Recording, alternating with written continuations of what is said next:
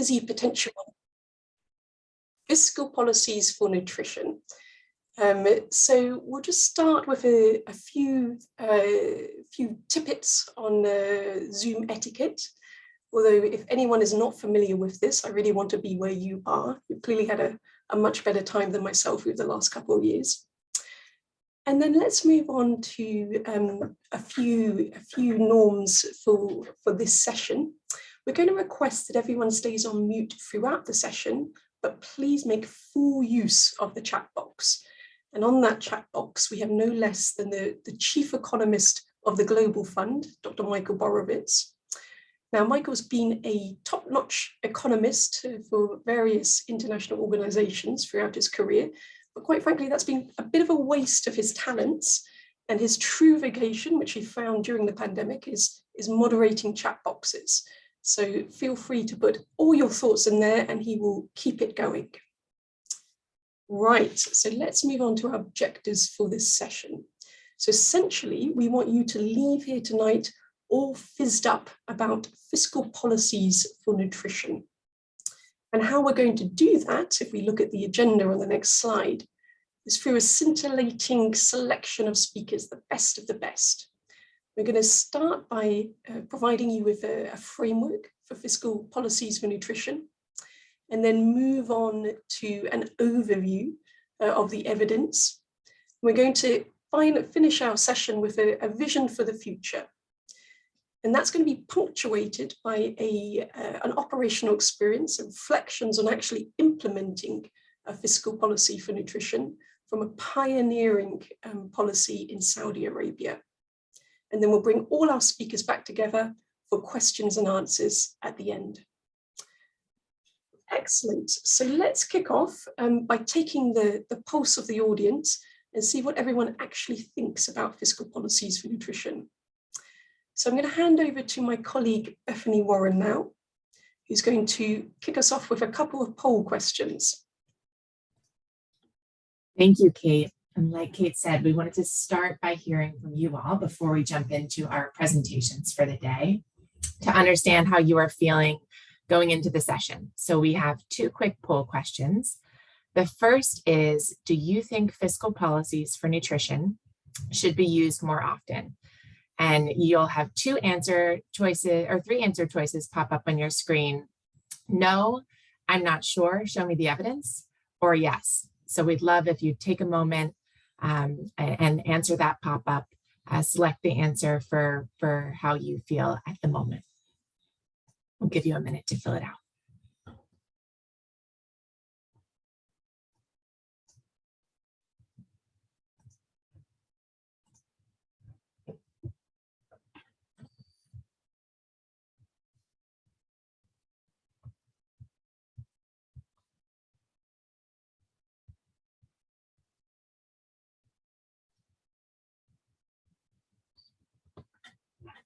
Okay, great. We have a good number of responses.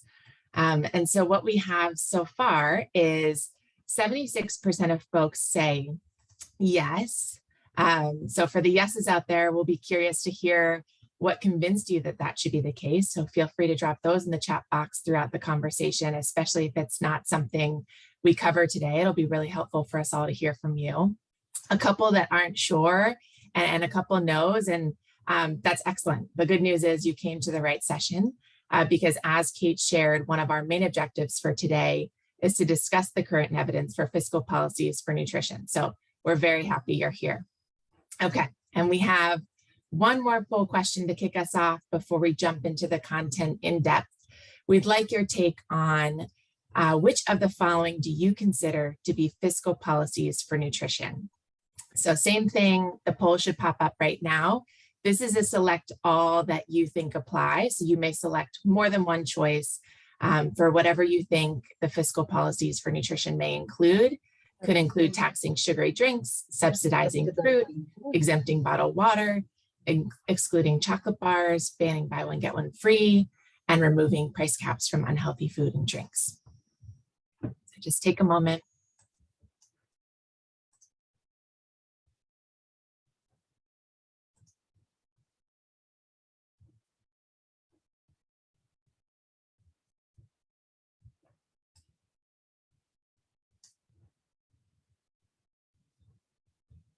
There are quite a few to read through, so we'll give you another minute. I see some more responses coming in.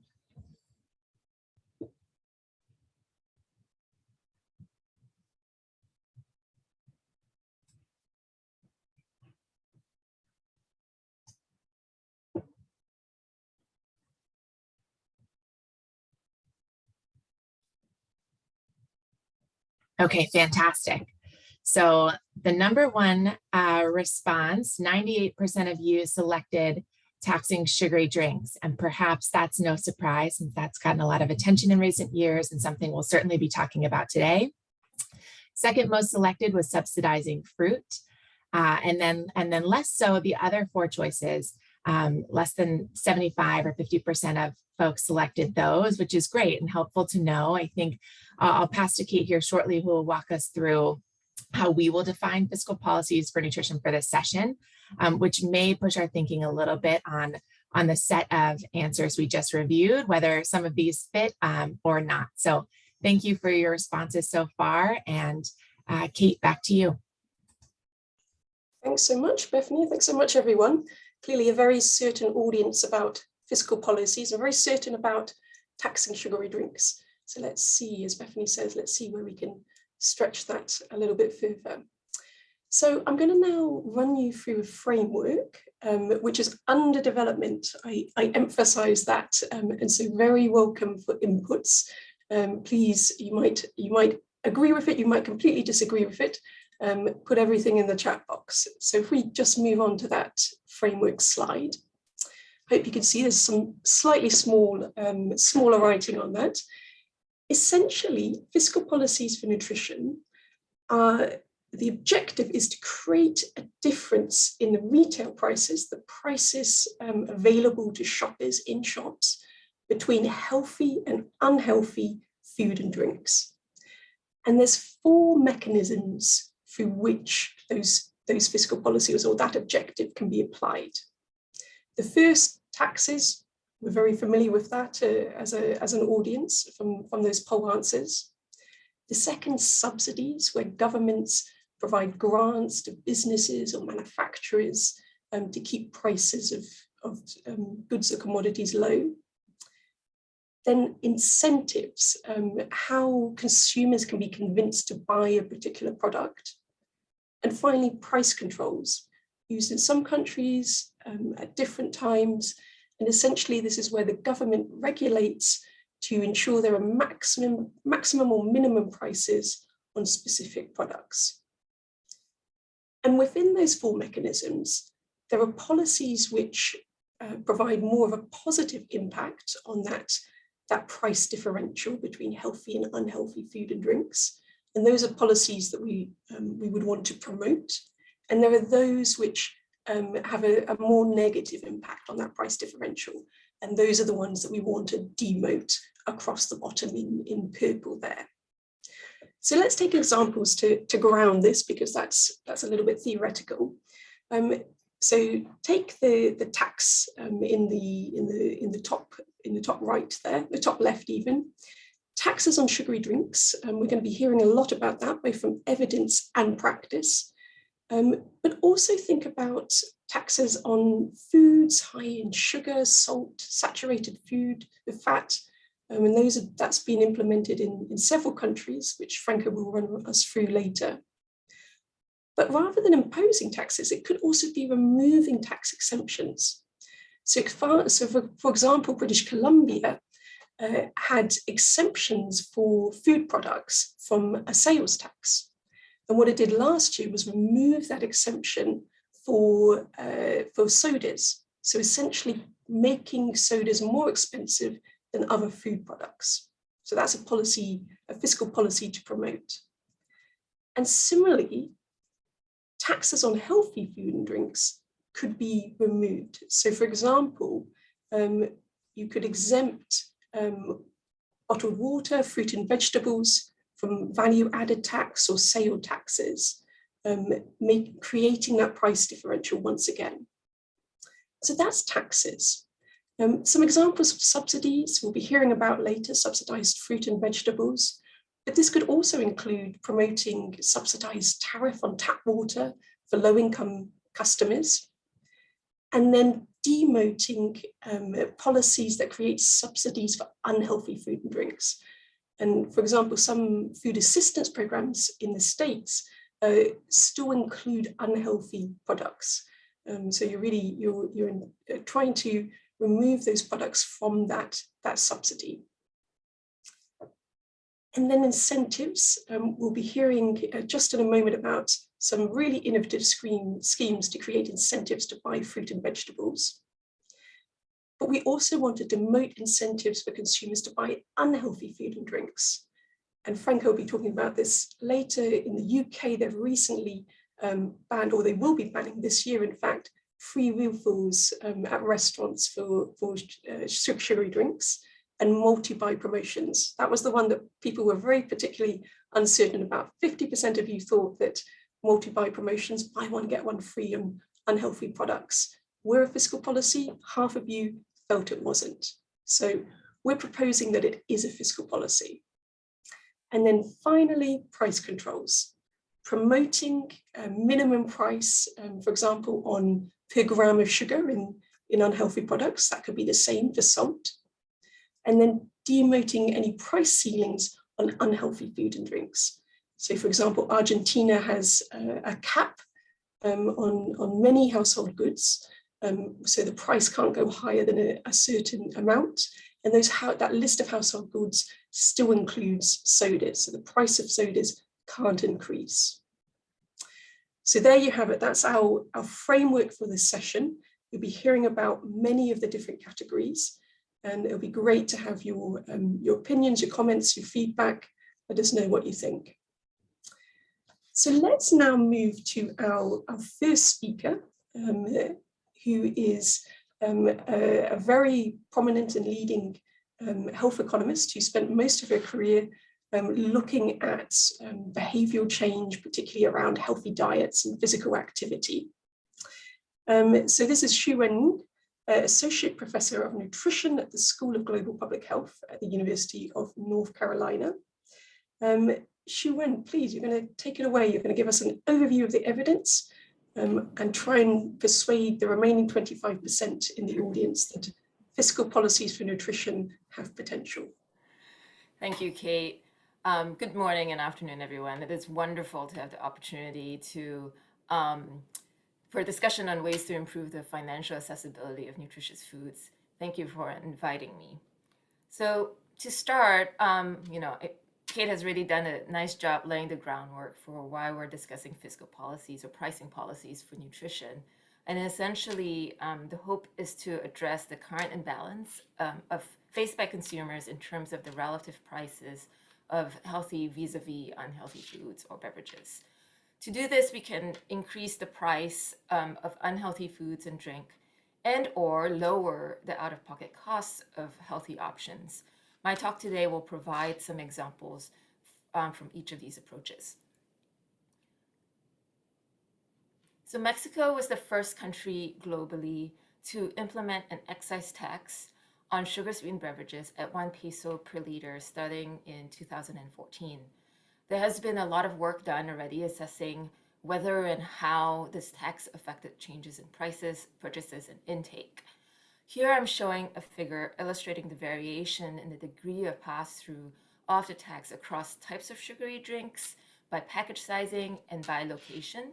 And while while this tax design may sound like a across-the-board amount, we shouldn't expect that in reality, the price increase will be uniform. Beverage manufacturers and distributors offer a mixture of taxable and untaxed drinks after all, with the unit prices varying by package size and location. So the extent to which the tax is reflected can also be cost shifted across these and other dimensions to minimize the potential reductions in profits. Indeed, other work show that the supply responses are actually quite strategic and vary by firms' market share and geography, for example.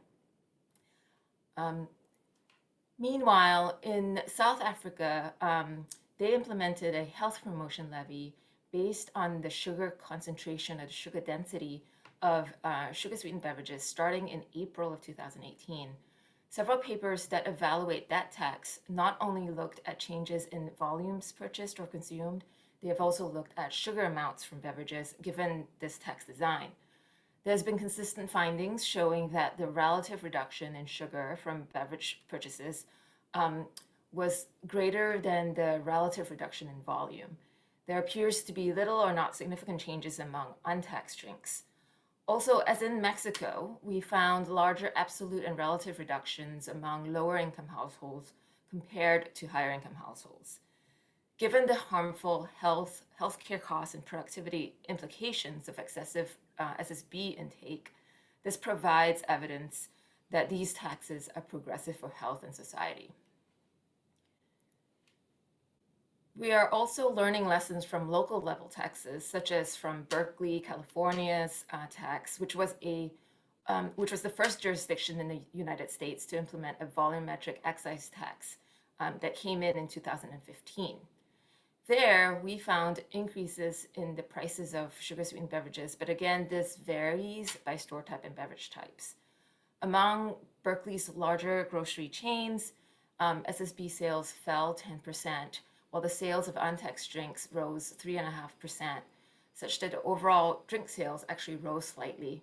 As a result, there wasn't a negative implication for retailers, and there were no changes in store revenue or grocery bill spending, which was counter to claims by the beverage industry that this Berkeley tax was a grocery tax. Since Mexico's tax, there have been many more examples of SSB taxes across the world, as this pricing policy has gained a lot of traction and is generally recognized now and accepted as an effective approach to address added sugar and sugar-sweetened beverage intake. Many systematic reviews and meta-analyses have been published that pull these findings together, and here are some links that hopefully you'll have a chance to look at.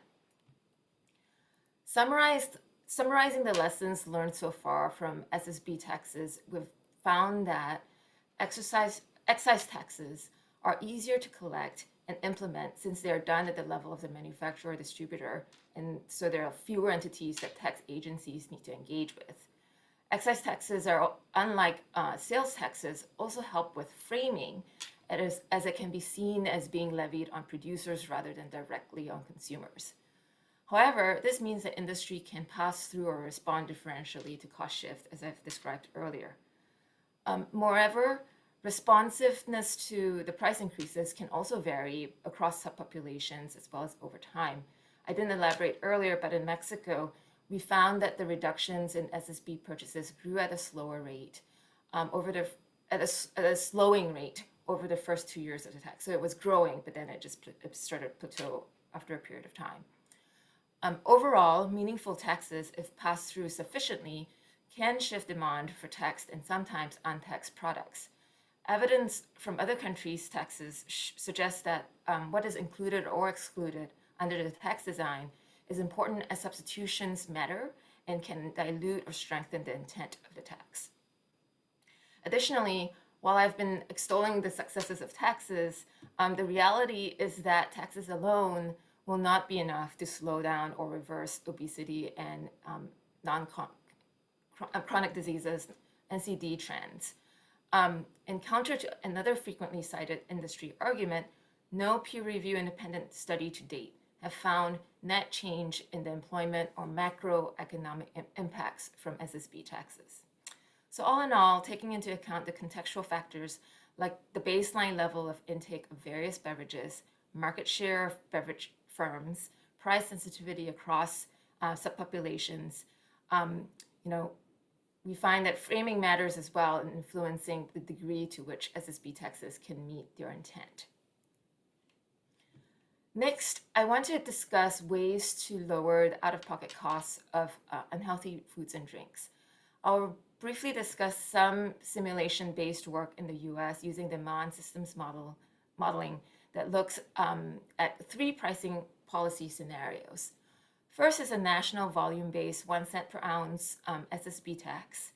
Second is a percent-based ad valorem subsidy to low-income, and in this case in the US, we're talking about food assistance SNAP-eligible populations, where we test the level, this ad valorem subsidy at 30% and also at 50%.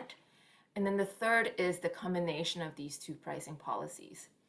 A population, as I mentioned, a population of interest here in particular are the low-income SNAP food assistance subpopulation. We also in this work consider the fact that high SSB consumers will have a differential response to price increases than low SSB consumers, and that lower income households are more likely to be high SSB consumers. We also consider this for fruits and vegetables, that distribution of high versus low consuming in this work, but you'll see that most of the movement comes from SSB responses.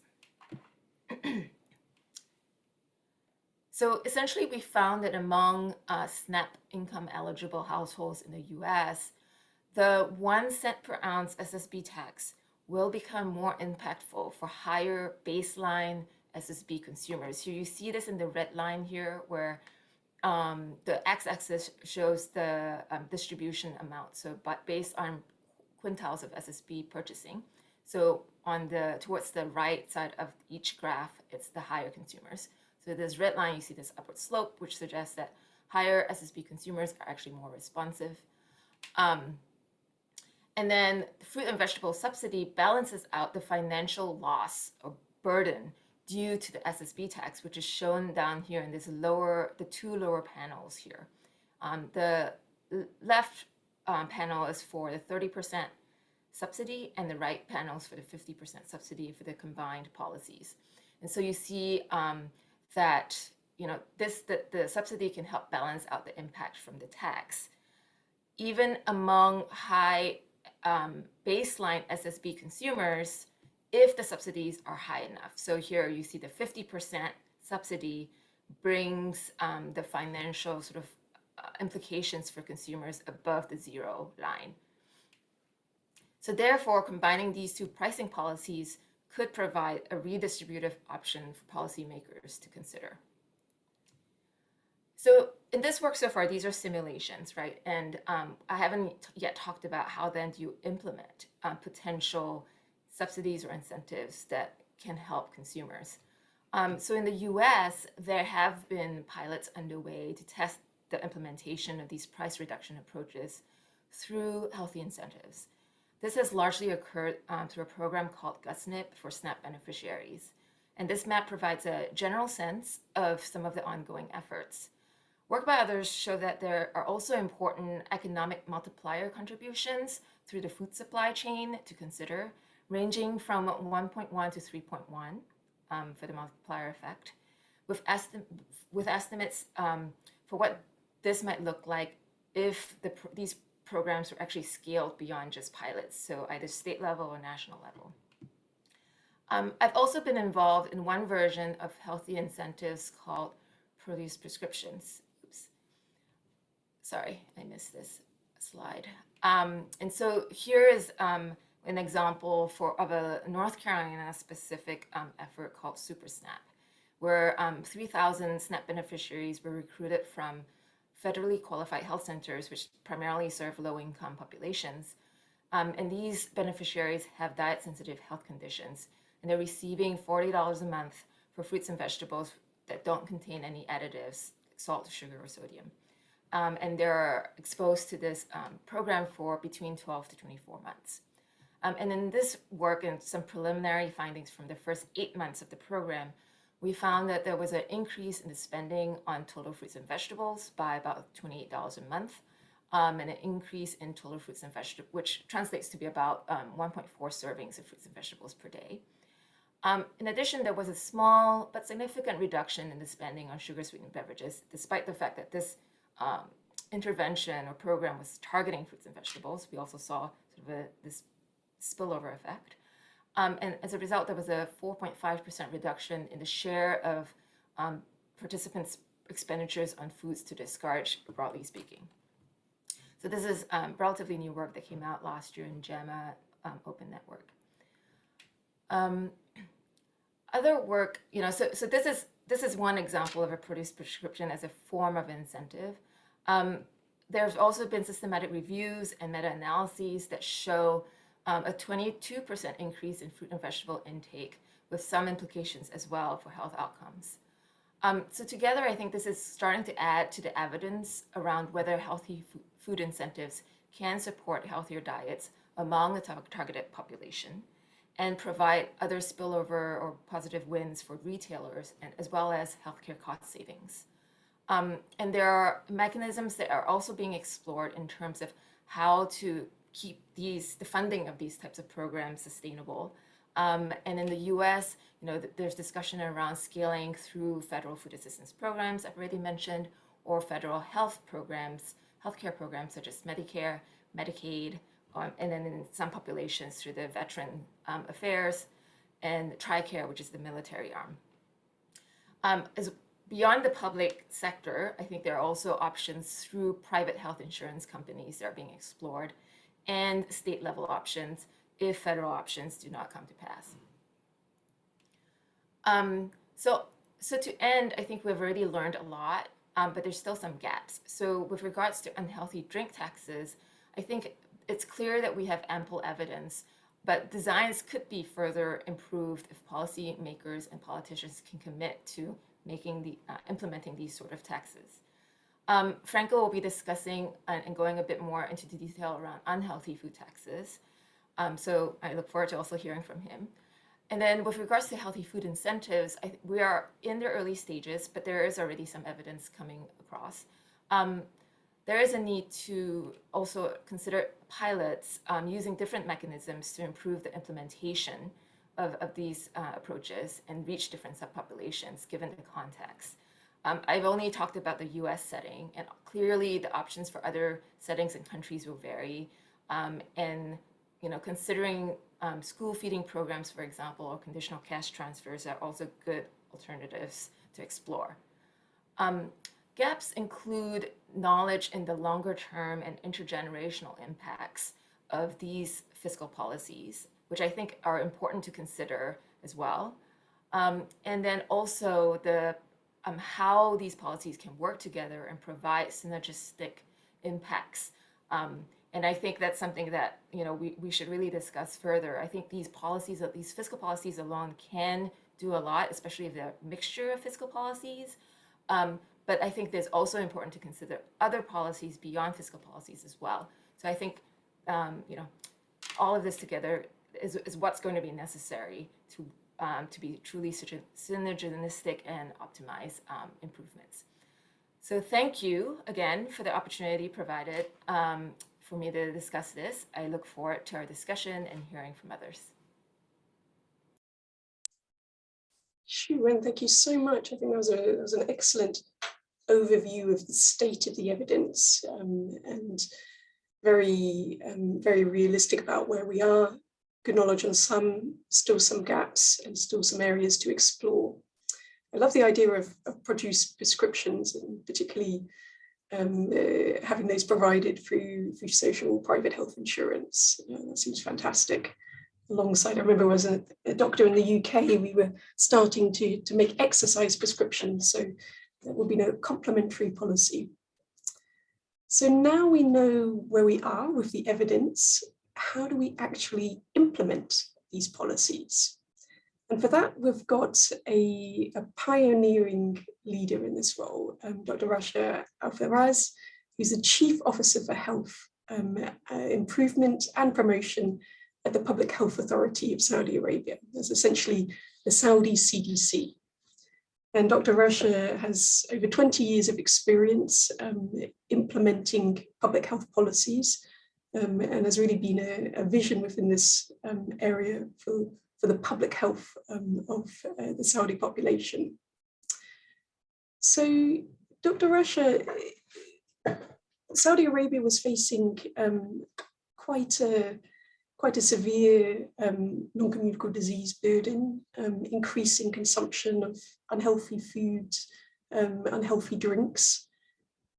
What was the situation like for you, and what assessment did the authority make when discussing and considering the tax on sugary drinks?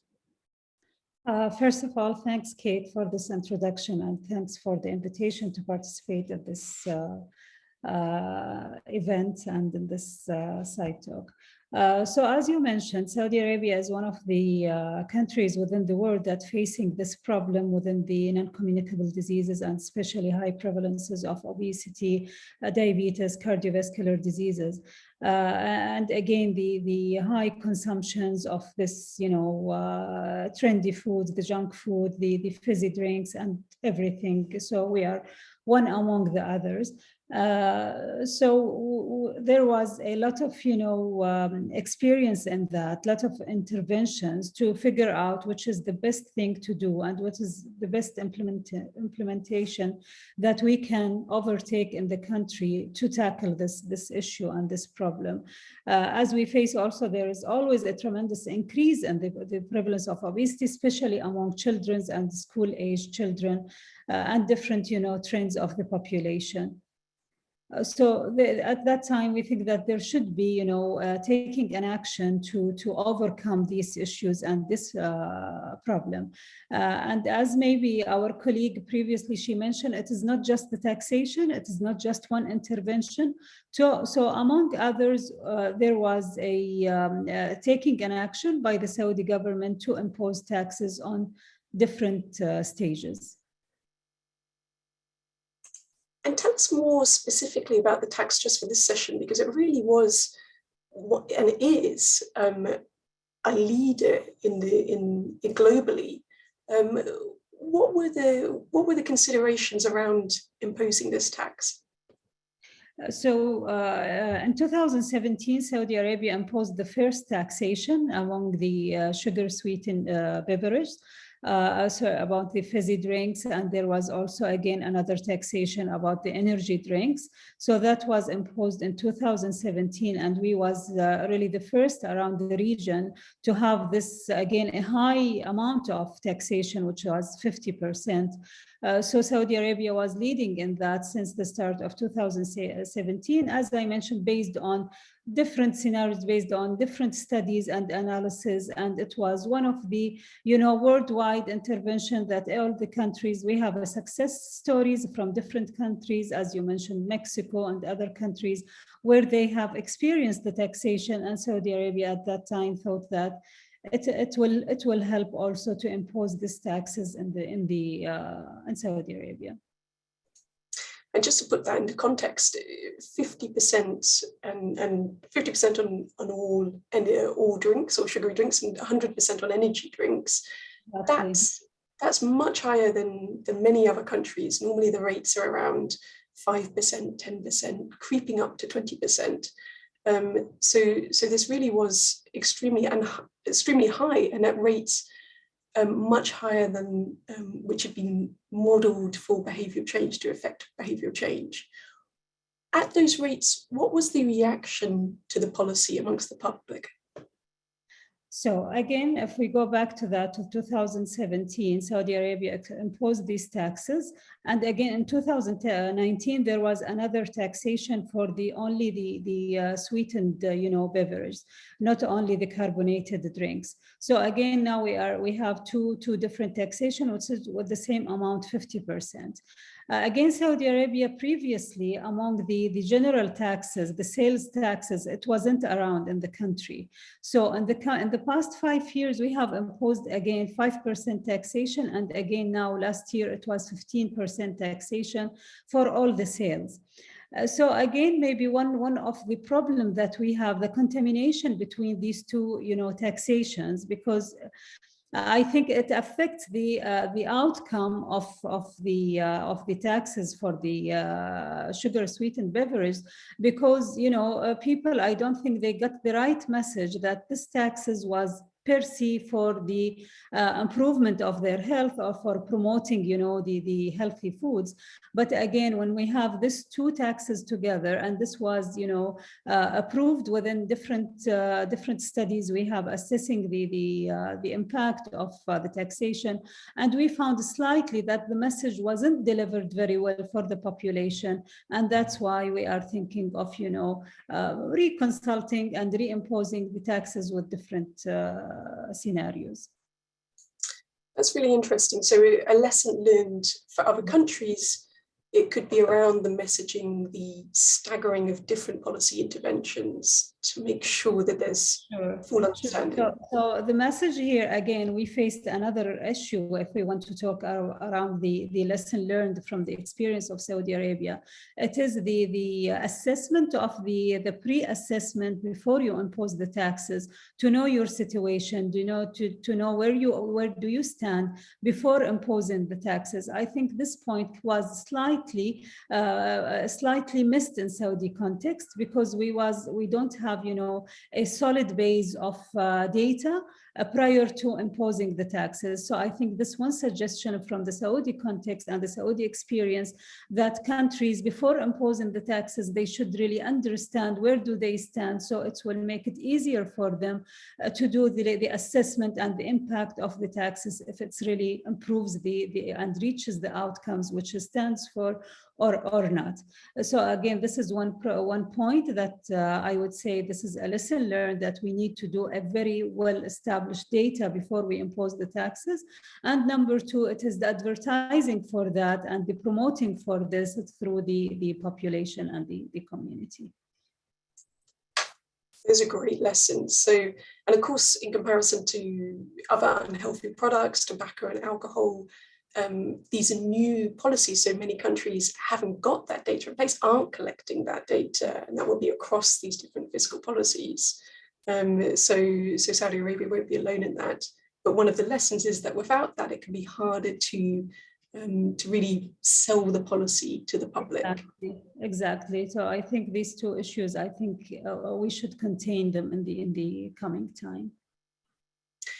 And has there been any evaluation or assessment of the results of the policies, combined or separate?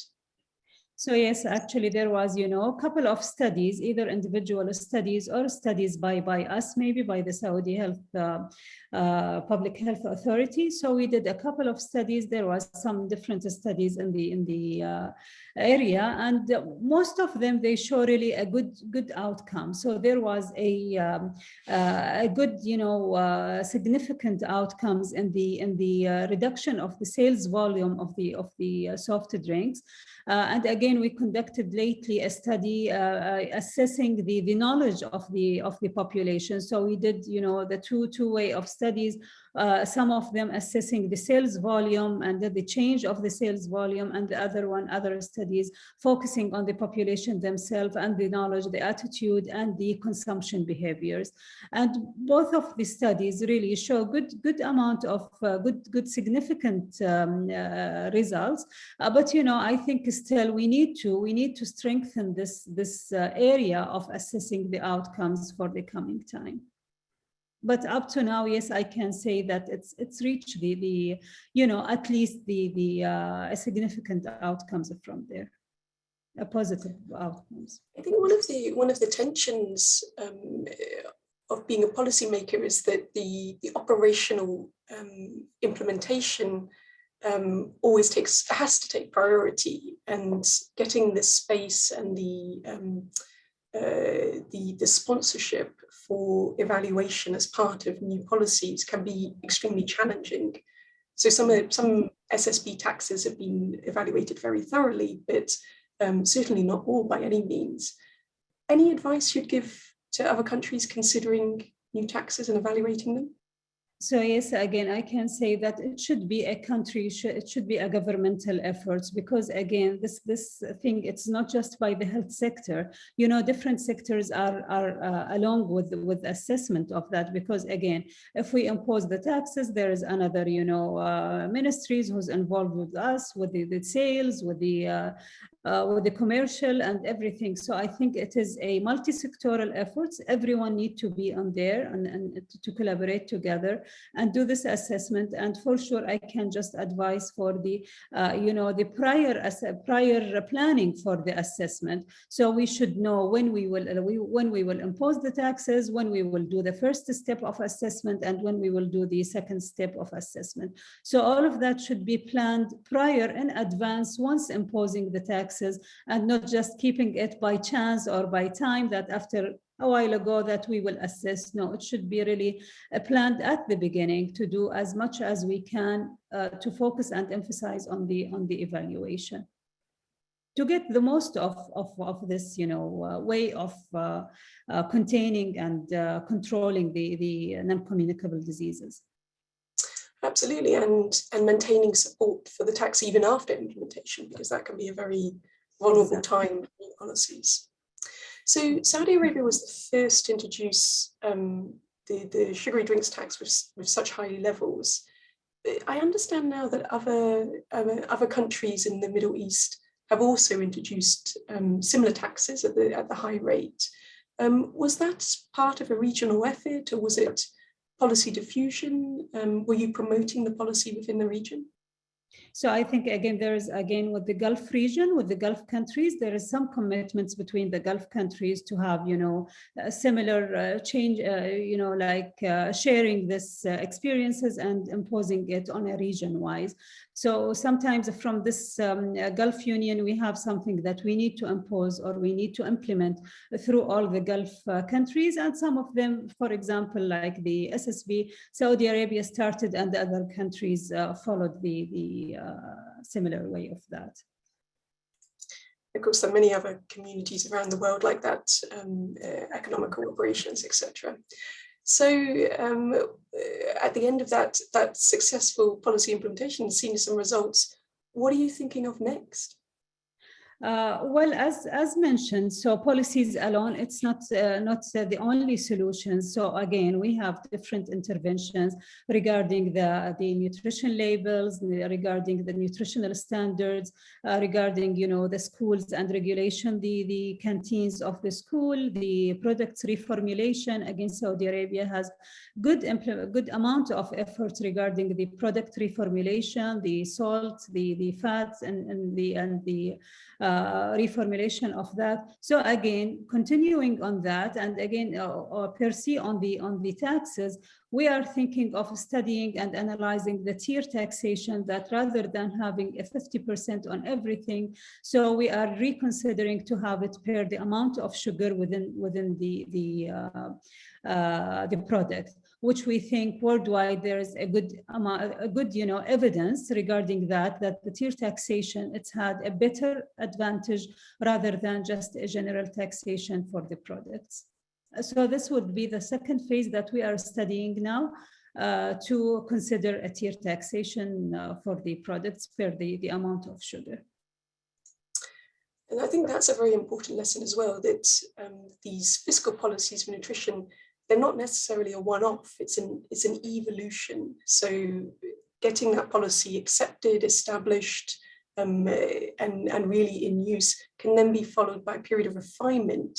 Like you say, adding tiers, for example, Xu Wen described the evidence to show why those were particularly effective at reformulating. So I think that really, Saudi Arabia's journey in that regard really shows how this can be an evolution of these policies.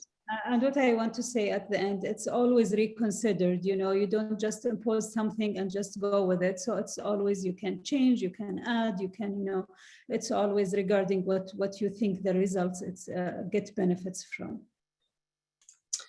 Thank you so much, Dr. Alvarez. That was an absolutely fantastic recounting of Saudi Arabia's experience in this fiscal policy. You'll still be around for the panel, so there might be more questions. Feel free, everyone, to put those into the chat now, and we can put them to Dr. Russia. Thank you. Thank you. So, everyone, we've now heard from researchers and policymakers. I think it's time to take another temperature of the room. Have we convinced more of you? That undecided 27 or 28%. So vote now. Do you think fiscal policies for nutrition should be used more often, or do you still need to hear a bit more evidence?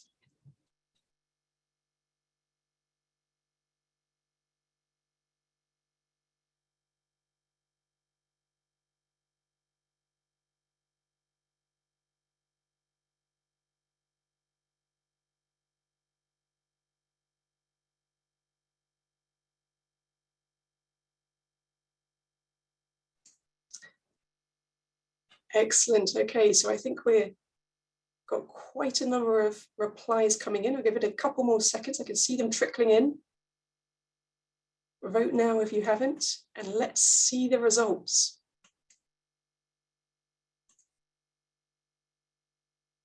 Just to check, can everyone see the results? Excellent, okay. So I think we've convinced about 8 or 9% more of you, which is fantastic news. There's still a remaining minority who's still unconvinced, and there's a holdout who we really need to bring along with us. Okay, so given that about 15% of you want to see some more evidence, Franco, let's turn to you. You've got a hard job now. It's convincing the final minority of the value of fiscal policies for nutrition.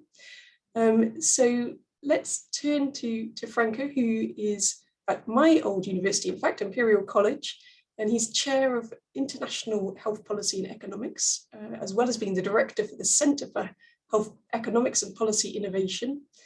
And Franco has really spent a lot of time thinking about policies to tackle chronic diseases and behavioural change to tackle poor diet. So you're the perfect person to make the final pitch for persuading the audience about fiscal policies for nutrition. So over to you, Franco, to show us a bit more evidence and then a vision for the future. Thank you. Thank you, Kate, very much. It's a pleasure to be able to address this distinguished audience today. So what I'm going to talk about is basically how you can use taxes on foods that are high in fat, salt, and sugar, which is one of the potential targets of taxation that has been discussed in many countries, but still applied in relatively few. So let me first of all, talk about what the starting point of a potential new vision for the use of fiscal policies in the field of food and non-alcoholic beverages might be. The starting point is really what Shu Wen has described very eloquently. So the increased use of taxes on sugar-sweetened beverages, which have become commonplace in many countries throughout the world at different levels of income. So they're a quite popular measure that has been adopted very widely in the last few years. However, despite the number of countries, the high number of countries that have adopted this policy, and despite the good evidence that has been produced that these taxes do work in reducing sugar-sweetened beverage consumption, we're still not sure whether these taxes can really be helpful in improving people's diets. I mean, in particular, we know that they affect only a relatively small proportion of people's dietary intakes, and these taxes are also, relatively small in size in many countries. So they do reduce sugar-sweetened beverage consumption, but they reduce it to a relatively small extent. And as I say, this is only a small portion of people's total calorie intake. So we're not really sure whether we are making a big difference in people's overall diet and eventually in their health. Where we do have some evidence, and that links up with the previous conversation that we just heard, is that if we design those taxes in a clever way, as some countries have done, particularly using, for instance, tiered taxation, so with different levels of different tax rates depending on the sugar content of sugar-sweetened beverages, we may be able to incentivize beverage formulation, which may have additional benefits on top of the benefits that may derive from a reduced consumption by people due to the price increase that taxes usually produce.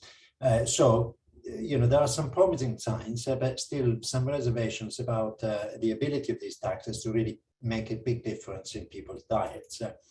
So for this reason, many countries have been thinking about, extending the use of taxes to other aspects of people's diet, particularly to solid foods, not just beverages.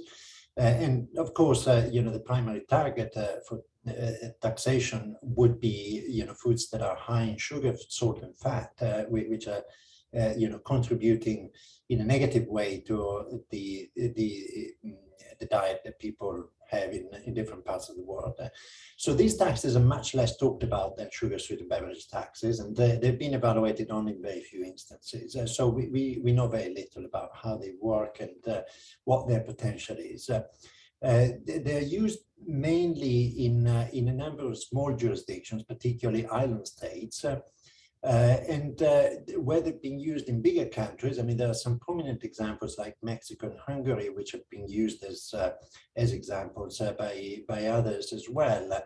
But there are also some, prominent instances in which these taxes have been applied and then repealed, which has been really, a bit of a setback from a public health point of view. We're mainly talking about three big Northern European countries, Norway, Finland, and Denmark, that have recently repealed, taxes on foods high in sugar, fat, and salt. That, as I say, what is problematic from a public health point of view. We'll see why in a moment. Let me just give you an overview of what taxes are currently implemented on HFSS foods, based on a review that we did recently with the NGO Resolve to Save Lives. So these taxes have been implemented, most of them have been implemented recently in the past 10 years. Some are very old, but most of them, as I say, have been implemented in the past few years. And importantly, 3 have been repealed, as I just mentioned. The kinds of products that these taxes are targeting are mainly products that are high in sugar or high in fat. The large number of them, 9 out of 30, target products high in sugar. And fewer Sorry. Just a reminder to everyone to stay on mute if you've just joined. You go ahead, Franco. Thank you. So there's a smaller number of taxes that target energy-dense products or products containing salt, although we're all very keen to see what the results of the tax that Thailand is developing on products containing high levels of salt will be, because that could be an interesting example for other countries as well. In terms of tax design, the majority of these taxes are an ad valorem design, which, I mean, this may be a slightly specialist issue that not everyone may be familiar with, but essentially ad valorem taxes are less useful as health taxes unless you can really design a tax that is suitable in all its characteristics, in which case an ad valorem design is acceptable, but normally a specific tax is more valuable, and only a minority of them are currently designed as specific taxes, which suggests that, of course, in terms of tax design, they're not really ideal, to pursue health goals. Then, in terms of type of tax that is used, again, excise taxes are about half of those implemented, and this is normally the type of tax that you would want to use. 6 taxes are designed as input duties, but these are all taxes implemented in small island states. That's not a type of tax that can be used more widely by other types of countries.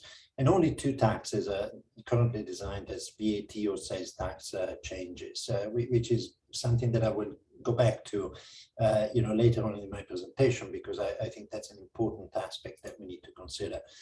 So let me just conclude on the current state of taxation of HFSS foods. So as I mentioned, the evidence based on their impacts is very limited at the moment. We know very little, mainly because it's plausible that these taxes have an impact in the expected direction on the consumption of the foods that are taxed. So we can legitimately expect the consumption of those foods to be going down as a consequence of implementing the tax.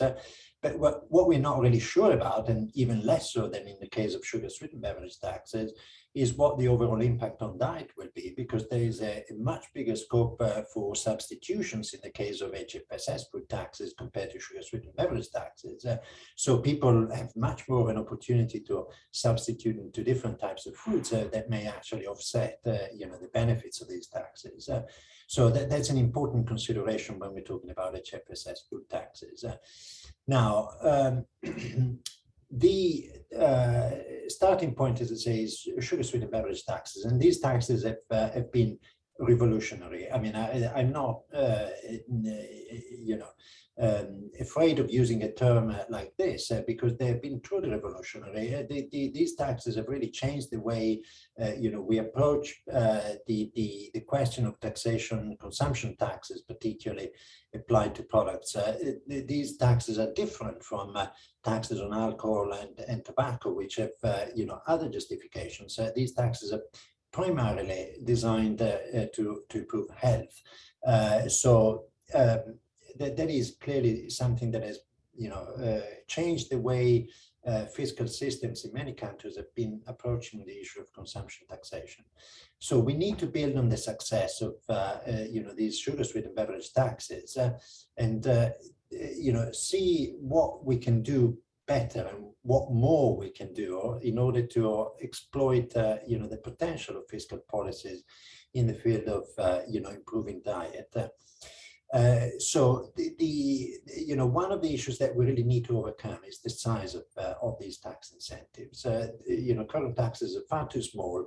They're unlikely to have a big impact, and there is too high a risk of unwarranted substitution. So we really need to fix these problems with existing taxes. And the evidence that we have points to the need for a more holistic system of fiscal incentives, possibly based on a suitable nutrient profiling model. I'm going to tell you in a moment what a nutrient profiling model is, but first of all, I want to show you, what happens in a country like the United Kingdom, where we've done some work recently with the National Public Health Agency of the UK to look at, the options that the government in the UK may have to expand the use of taxation. And if you consider what people are paying currently in the UK, what households are paying on taxes on food and beverages, non-alcoholic beverages, this is what you can see in that pie chart in this slide. So what is called the STIL, so the sugar drinks in the soft drinks industry levy, is accounting for a tiny proportion of the taxes that people pay on food and non-alcoholic beverages in the UK. The large majority of the taxes paid by people are VAT on food, and no one talks about this VAT. I mean, everyone is focused on the soft drinks industry levy, on the tax on sugar-sweetened beverages that has been levied in the UK in recent years, since 2018. But no one talks about, the large, the vast majority of the taxes that people pay every day on their food and beverages. And this is really where we can make a big difference in terms of, improving the health of people. We need to work on that large, consumption tax base that in the vast majority of countries is already levied on people, and is levied according to criteria that have nothing to do with health. So this is really, where I see, scope for a future, the redesign of taxes on food and non-alcoholic beverages. Why the nutrient profiling models are important in this? Nutrient profiling models are important because they give us a measure of how a particular food product is or is not in line with dietary requirements by looking at the entire set of nutrients that particular food product includes. There are many nutrient profiling models that serve many different purposes, and not all of them are suitable for supporting a taxation system. For instance, there are some that are relying on nutrient thresholds, so they classify foods as good or bad depending on whether the nutrient the content on a particular nutrient is above or below a certain threshold. And there are other systems that use scores, so that they assign points to a given food product depending on the level of on the content of different nutrients in that product. Normally, we would want to use nutrient profiling models that provide a scoring system, and possibly a single scoring system across different nutrients for supporting fiscal policies. And then there are category specific or across the board nutrient profiling models that look at specific types of food categories or look at all food products. These are clearly nuances that may serve different purposes. I mean, of course, any taxation system really needs to start from. Sorry, was that a question? I don't think so. Just a reminder to stay on mute, I think, and just for the last bit of your talk. Over to you, Franco, again. Thank you. I'll just finish off in a moment. So, as I say, these are nuances that need to be adapted to the goals of the taxation system. When you think about it, introducing a tax or reforming an existing tax in a country, you always need to start from a specific goal, and improving diet per se is not always a sufficiently well-defined goal. You need to be very specific on what types of dietary improvements you want to achieve, and then you can select the nutrient profiling model accordingly. But let me conclude on what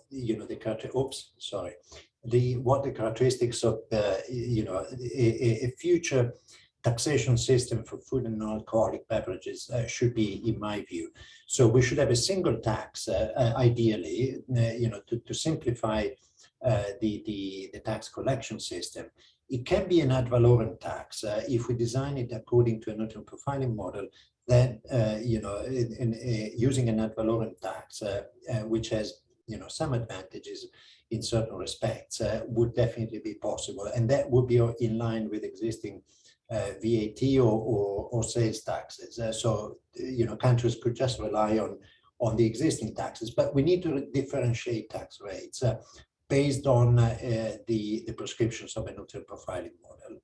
And the effective tax rates that would result from this system would vary between individuals. So individuals at a high risk with very unhealthy diets will end up paying more in terms of taxes, and individuals with less unhealthy diets will pay less. And there will be a strong incentive for people to move from a less healthy to a more healthy diet. So the other aspects is that clearly we need to make these taxes salient. One problem with VAT and sales taxes is that they're not salient. They're not always noticed by people. And I gave you the example of VAT on food in the UK that no one realizes they're paying. So we need to make these taxes salient, because there is an important signaling effect from taxes, from health taxes that really needs to be exploited. And then we need to combine taxes with regulatory measures that apply to prices. So some of the measures that were included in the poll that was run earlier in this session are not clearly not fiscal measures. They're price regulation measures. And the examples that were provided, like those that are being implemented in the United Kingdom, like a ban on free refills or a multi-pack discount ban, these are clearly actions that are complementary to taxation, but that are really essential, because taxation is a relatively blunt system, and we need to make it as nuanced as possible to prevent all types of incentives that may push people to overconsume foods that are not healthy. So we need price regulation alongside fiscal measures to make the price incentives fully aligned with a healthy diet. I stop there. Happy to take any questions if there are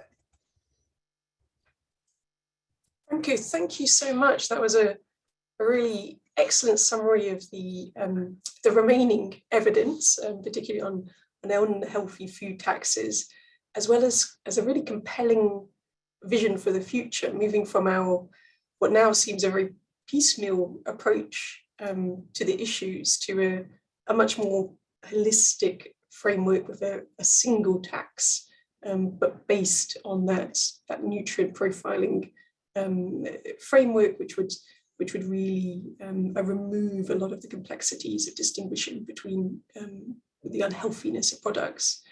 So a lot of food for thought, and that's good because now we have a session with all speakers. So if all speakers could put their videos back on, we can now discuss all those burning questions and also your reactions and thoughts on the vision painted by Franco. Does that seem feasible? So why don't we start off right at the where we ended. Dr. Russia, Franco's vision for the single tax, but based on nutrient profiling model. I know that I believe that there is a nutrient profiling model for MRO, the Middle East region, which you may have used. How does that strike you? Does it seem, it seems ambitious from the start, but does it seem feasible along the line for example, Saudi Arabia? Well, I think it is one of the things that we are considering really. So along with the sugar or sweetened beverage, again, we need to have something related to the food taxations. So I think it can, you know, benefit a try, why not? And based on, you know, solid evidence and, you know, assessing the market we have. Again, there's another point that I might maybe want to add on what Franco mentioned regarding the salient of the you know, one way of, you know, advancing the benefits out of the taxations. We did a randomized control trial a couple of months ago, and we assessed the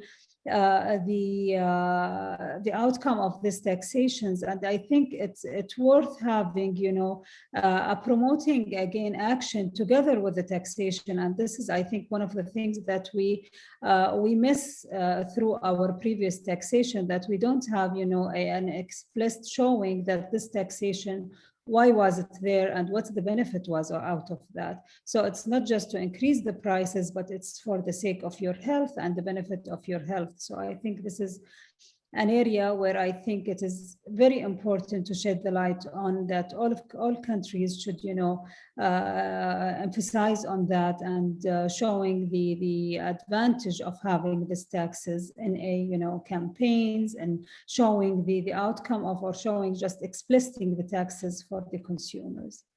Thank you. That's so true, and it's really good to remember that actually, you know, we focus on the health benefits from the tax, the revenue generation, of course, very, very important for ministries of finance at the moment. But actually, just discussion of the tax, debate around the tax, can be a very strong signaling effect for behavioural change, indicating that these products, whatever are taxed, are unhealthy. Shiwen, are you aware of any evidence in other countries on that signaling effect? Yeah, I think so. This is an area that I think has been discussed a lot, and you know, particularly trying to find ways to disentangle the pure price effects, let's say, from the signaling effects. I think in the sugar-sweetened beverage and food, unhealthy food examples, there hasn't been yet specific work that has done that. In the tobacco literature, there has been, I think, quite a bit of work on this issue. And it does show that the salience and the signaling effect actually is a pretty large contributor. So if you could translate those findings, I guess, to this area of work, it is probably very likely the case that the signaling impacts could be quite important if there are strong and effective messages that go along with explaining the purpose of the tax. And I think also to a certain extent, you know, the sort of public discourse around the tax is important. The name or the name given to the tax itself could actually be a signal in and of itself. So, for example, in South Africa, they purposefully named it the Health Promotion Levy, which shows, you know, the intent of the tax as a health promoting initiative.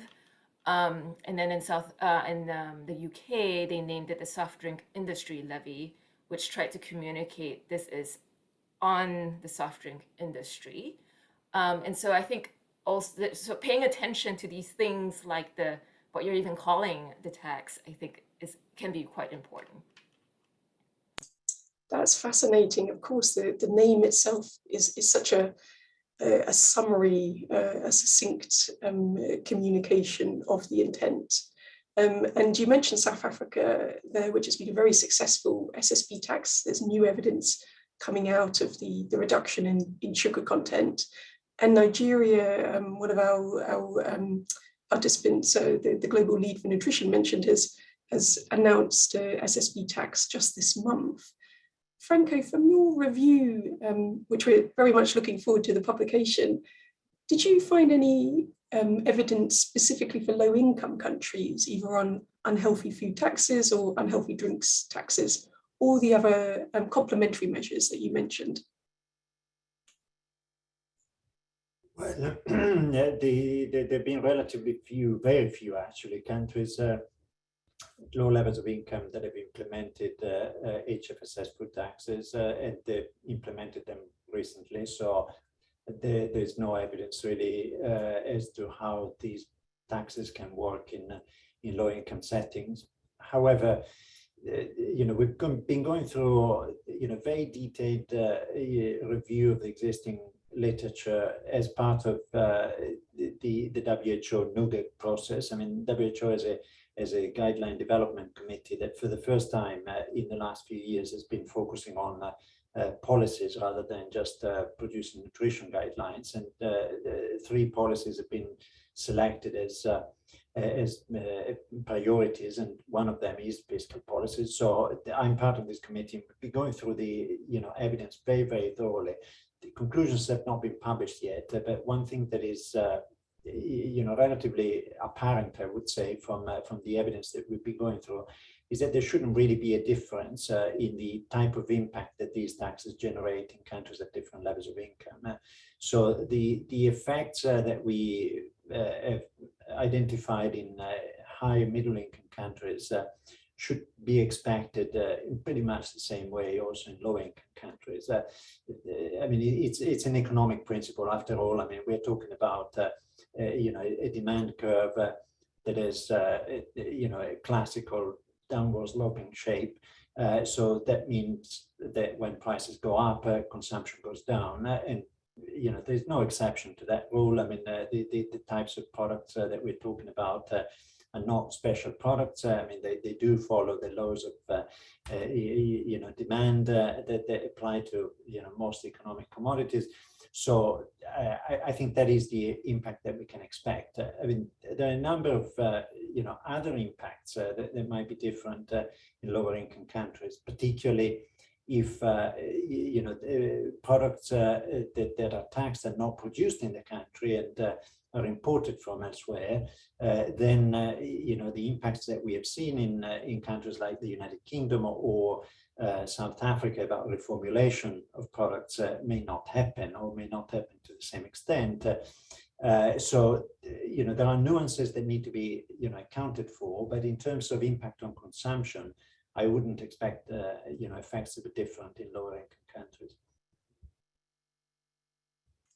Thank you. So the exact price elasticity, the exact reaction to increased prices may vary between different populations, but the fact that it will decrease in response to increased prices, demand will go down, should stay consistent between contexts. Fascinating. So coming back to you, Dr. Russia, when those prices go up and the money starts coming in, pouring into the coffers of the Ministry of Finance, of course, then there's the debate about whether it should be earmarked for health or remain fungible, remain transferable across sectors. What happened in Saudi Arabia? So until now, the money taken from the taxes, it's for the Ministry of Finance. But again, this is one thing that, the Public Health Authority, it's a new organization within the country. And I think this is one of the topics that we want to raise, that to have this money back to the health sectors to use it within the, within the activities that we want to improve for the better outcomes of the health interventions within, the other activities for improving the diets and the other outcomes. So it is something which is, negotiable in the country nowadays. It is a topic that we want to raise it from the Public Health Authority. Again, may I just ask again, if you know any experiences from other countries, how do they utilize this money from the, if you have you or any of the colleagues, if you know any experience from the other countries. So this money, this amount of money, which is, conducted from the taxes, how do they utilize it? So what is the best practice in that? Just a quick question. Russia, you're doing my job for me. Shuwen, this seems to be made for you. I would love to hear what Franco has to say on this as well, but it is true. I think this is an ongoing challenge. Generally speaking, governments really do not like the idea of ring fencing or earmarking revenue because they have a lot of different needs and funding priorities as well that they have to decide among. So from a public finance and public economic standpoint, that's actually an understandable position. One approach that But I think there are some ways to work around this and think through this within the design of the tax itself and having it be incorporated from the beginning or as early on as possible. So in some countries, for example, Thailand is a good example. They actually created a public health foundation that continually gets funded, not only through, so actually it started off from the tobacco and alcohol tax revenues. And so a portion of that tax revenue, not all of it, but a portion of that tax revenue, those tax revenues will go into a newly created, it's called Thai Health Foundation in Thailand. And in Thailand, they have a small SSB tax, it's sugar content based as well. And some of that revenue now is also going towards that same foundation. So I think there are ways to, design this, and I would say, I think to think about it beyond just food and beverage taxes, it also incorporates some of these other health promoting type taxes like alcohol and tobacco taxes to pull together those resources would be useful. And then the foundation, then there's a whole governance structure that will have to be thought through to determine how then from year to year that pot of money is being used. It's a health foundation, so presumably towards health promoting activities and initiatives. Thanks, Shuwen. And actually, we have a brief on this which we can circulate with the slides, reviewing these practices in different countries. Many have gone for a softer earmarking rather than a hard earmarking, saying that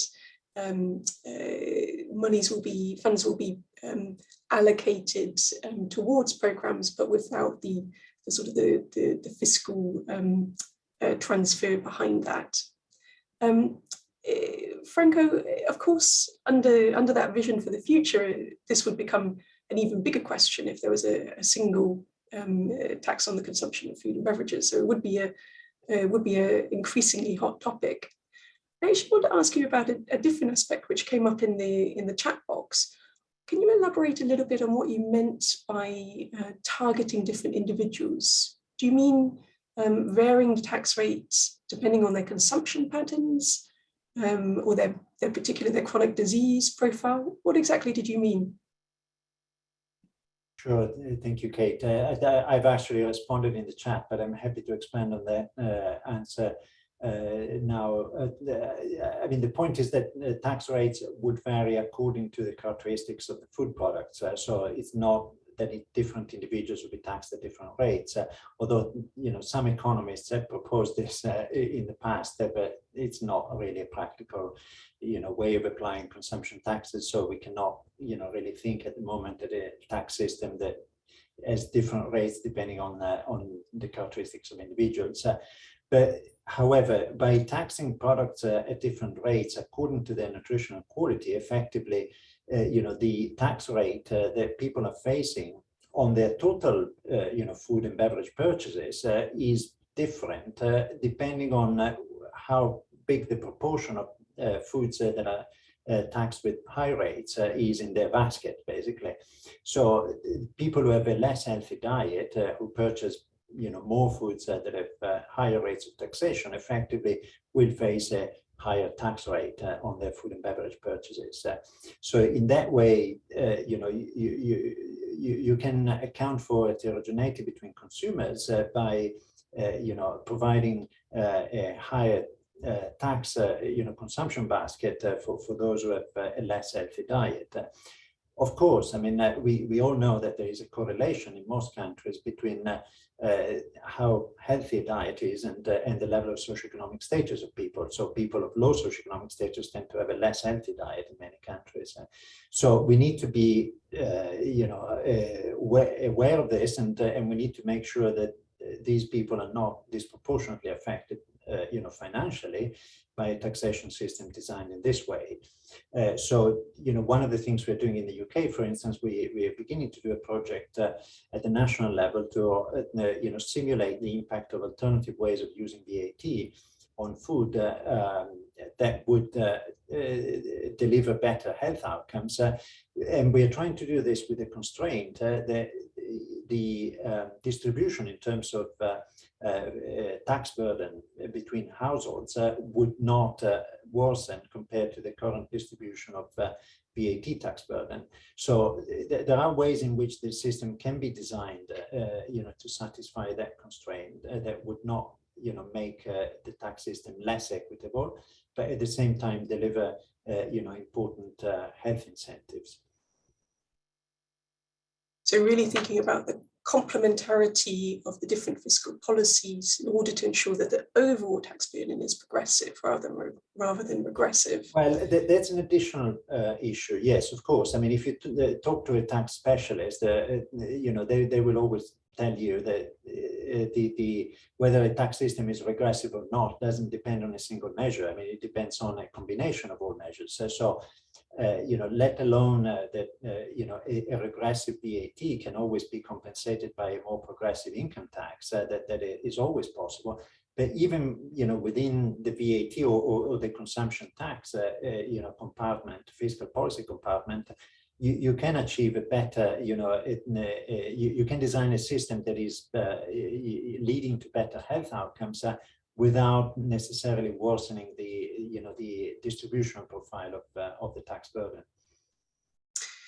That's a really good point. And it's such a common pushback from any type of health policy, or particularly health taxes, that these taxes are going to hit the poorest hardest, and that's come up in the chat box as well. So thinking through both those complementary measures as you described, but also potentially short-term compensation, for example, to really try and smooth the passage of quite ambitious new taxes might be another measure to consider. And I guess coming back to that more generally, if the opposition becomes too much and taxes after being implemented are in fact repealed, what do you see, all three of you, as the risk factors for that?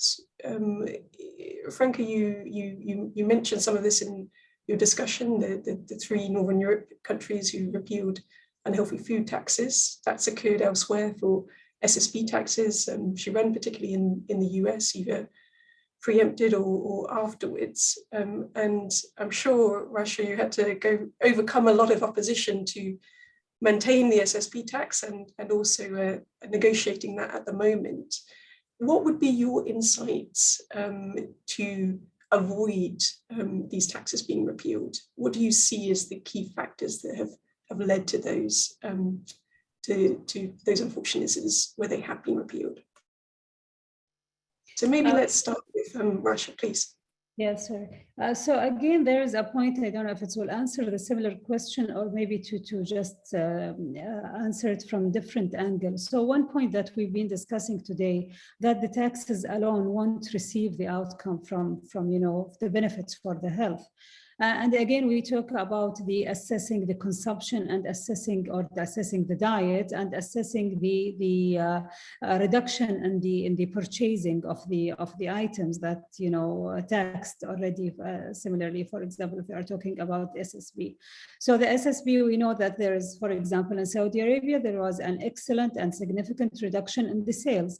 But did the diet of the population improved or not? So this thing that we need to cover it with another interventions, not only the taxation. So maybe the taxation will maintain, or will be, if we focus on the taxation and we improve the taxation, to maintain this area, which is the purchasing of the items taxed. But again, on the other hand, we need to assure and we need to work and cover the other aspect of the thing, which is the other side of the coin, which is the diet, improving the diet, improving the health, rather than just putting the taxes, and people might go for another substitute or another products, which is more or less similar to the amount of sugar within the products having including the taxes. So I think, okay, even if we work on maintaining the taxes, but again, it's not everything. We need to work on the other side and to, invest more in the other interventions to cover the other area, to improve the diet of the population. Thank you so much, Russia. And Franco and Shuwen, I'm so sorry. I've been so enraptured with the conversation, I've lost track of time slightly and realized that we need to get on to closing. So I invite you to make any responses you were thinking of in the chat box, as well as any further responses to the excellent questions coming in. We'll hope to get responses to all of you. And thanks everyone for submitting those. So I'm now going to turn, if we can, to Michael Borowitz, who is online, but unfortunately has been engaged in urgent matters in his day job. Michael, are you able to provide us with a few closing thoughts?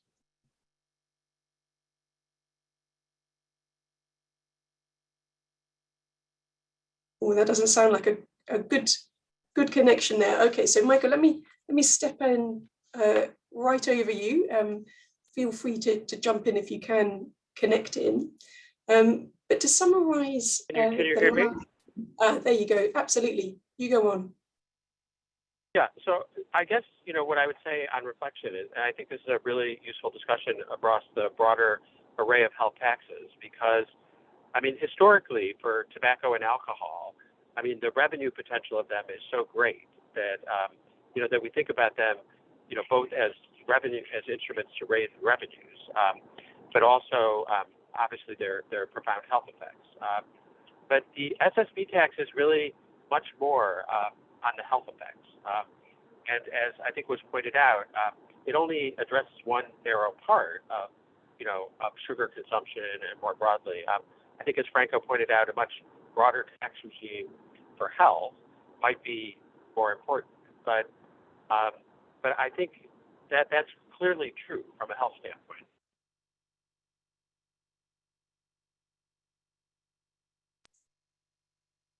Thank you so much, Mike. I think we may have just been cut off, but we got that first summary, and I think that really may end up being one of the most useful approaches, actually.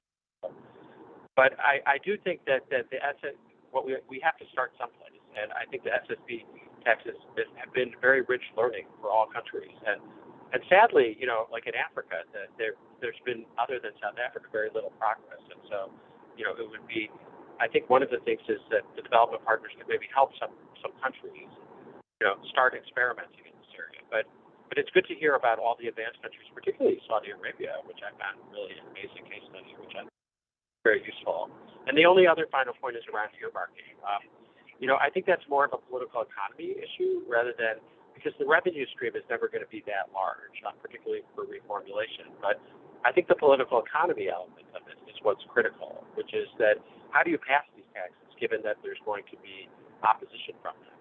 And I think that saying some of the money is going to go to the health sector is often very useful, particularly in mobilizing health professionals to advocate for the tax. Michael, thank you so much. You faded away and then came back to life. So we got those final messages. And you're so right, we need to start somewhere. And thinking about that, the political practicalities, particularly when you're thinking of these taxes as an evolution. So we're trying to get them passed to improve nutrition. Then once passed, refining them. To do that, it may be a case of signaling that some of that revenue is going to go towards health. So with that bang on the dot, let me wrap up. I hope you've really enjoyed this session, and it's widened your view and perspective on fiscal policies for nutrition, taxes, subsidies, consumer incentives, and price controls. We hope that that last 15% have been persuaded that fiscal policies for nutrition should be used more often. And we're really looking forward to continuing the conversation and discussions in future events.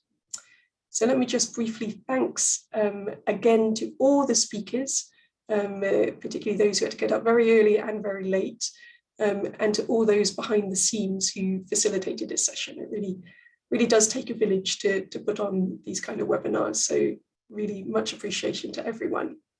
And just a final reminder, fourth session starting in 30 minutes exactly. You're going to be looking at how to allocate nutrition programming funding more efficiently. So don't miss that. I've used Optimum Nutrition in Tajikistan, and it's an excellent tool for improving nutrition efficiency. Thanks everyone, and have a good rest of the day wherever you are. Thank you. Thank you.